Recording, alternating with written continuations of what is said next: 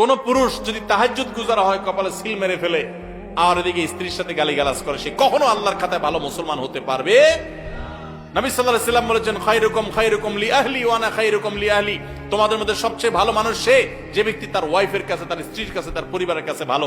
যার বউ বলে যে না, আমার সাহেব লোকটা আসলে ভালো মানুষ, সেই লোকটা আসলেই ভালো। বুঝতে পেরেছেন? আবার অনেক মহিলা যদি এটা শুনে বলে যে ঠিক আছে, আমি ভালো বললে তুমি আল্লাহর কাছে ভালো হবা চান্দু, তাহলে শাড়ি একটা পিছে দুইটা না দিলে তো আমি ভালো বলবো না।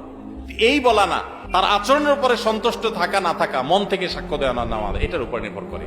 একইভাবে পুরুষরা অনেকে নির্যাতিত। তো এই অন্যায়গুলো যারা করেন, দাম্পত্য জীবনে স্বামী হোক আর স্ত্রী উভয়কে সহনশীল হতে হয়। সহনশীলতা ছাড়া দাম্পত্য জীবনে সুখ শান্তি কোনোদিনই সম্ভব না। এই জন্য ভাই, আল্লাহ তাআলা কোরআনে কারীমে পুরুষদেরকে বলেছেন, ওয়াশিরুহুন্না বিল মারুফ, তোমরা নারীদের সাথে সুন্দর আচরণ করো, সুন্দরভাবে তাদের সাথে দিনাতিপাত করো, জীবন কাটাও, অতিবাহিত করো। অসুন্দরভাবে কাটাবার সুযোগ নাই। অন্যায় করা, গালিগালাজ করা, মারধর করা, জুলুম করা, এগুলোর কোনো সুযোগ নাই, পুরুষদের জন্য হারাম।